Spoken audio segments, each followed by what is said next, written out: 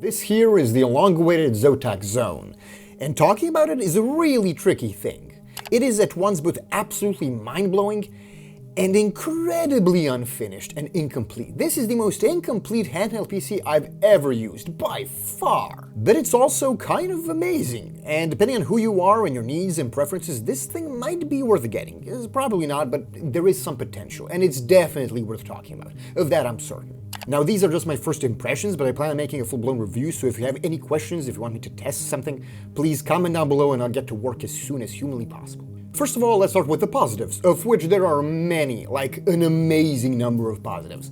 And that to me came as a surprise, because I thought that the Zotac Zone was going to be mediocre at best, if not flat out shitty. What I got, however, is a premium product through and through. It is amazing. It is, for the most part, absolutely spectacular. And that's good, because this thing will set you back over 800 euros. It better be good, right? And it is. There's no creaking, no flex, no bad seams and connection points.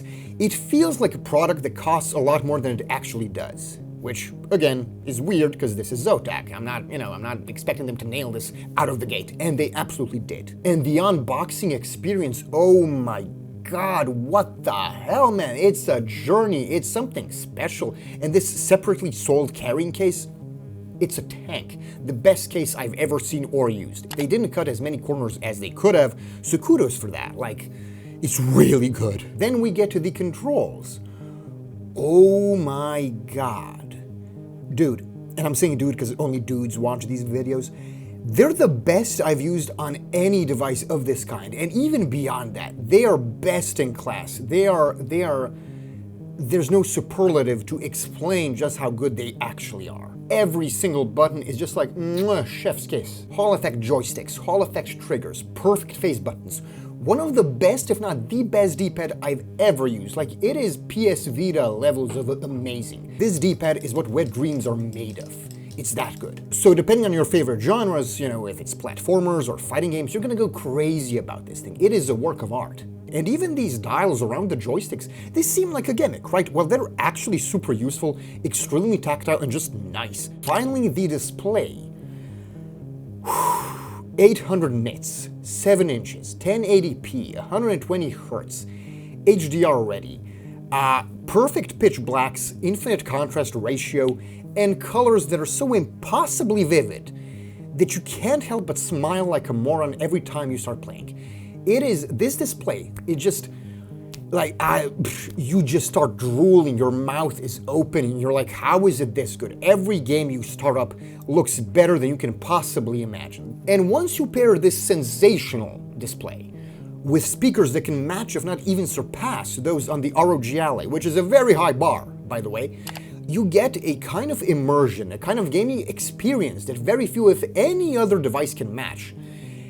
It's really something special. So the Zotac Zone, out of the box, has some really amazing things to offer, as it should, given how much it costs. But that, however, is where the positives end. Do you see these trackpads? They are the worst I've ever used. Like, it is offensively bad. There is no haptic feedback, there is a mechanical click, and I'm not sure if it's my unit, but like, there are these two levels of the click, depending on how deep you go. It feels wrong, and it barely works, if it even works at all. It is disgustingly bad. It feels like this is still in the prototyping stage, and it's not. This is a finished product. This is what you would get out of the box if you paid 850 euros. Like, if you need trackpads, do not buy the Zotac Zone. You will be disappointed and then some. Avoid this device if you need trackpads at all costs. Look at how it struggles with the most basic gestures and movement. This is unacceptable on any device, let alone a device that costs this much money. Now, can this be fixed through a firmware update of some kind? Yeah, potentially. I don't know, like, there are no guarantees, and I certainly wouldn't hope for that to happen. Then we get to the software. Ooh, boy. No. There is no software. Not literally, but it's so bare bones. It's so bad. It's so empty. It's so devoid of options and things and features and toggles that you cannot, like, talk about it and not laugh. Like, look at it. Are you laughing? You probably are. This is what you're gonna get for your money. This is like, what? I mean, the overlay is fast, so that's a plus, but then again, it's completely empty, so there's nothing to slow it down. So I just, like, how do you even talk about this? I mean, you do have the barest of essentials, I guess. You can change the TDP, you can change the resolution, and I don't know, a few more things, but that's basically it. Like, come on, man. There is no telemetry data whatsoever, not even the barest of things. And like, yeah, sure, you can download these tools yourself and set them up. We all know that, but it feels weird to pay this much money and literally get nothing, like nothing whatsoever. Who okayed this? Who thought this was sufficient to be given and shipped to consumers? Like, it's like, what?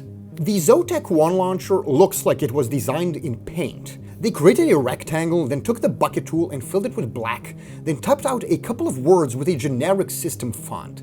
It's really that bad. And you can see it, like, this is inexcusable.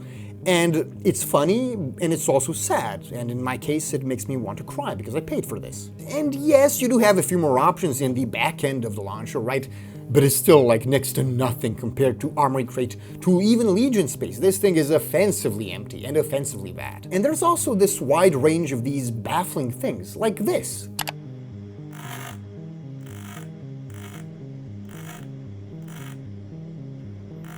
This is the sound of the built-in kickstand pushing the shell of the Zotac Zone into the fan. Excuse me, what?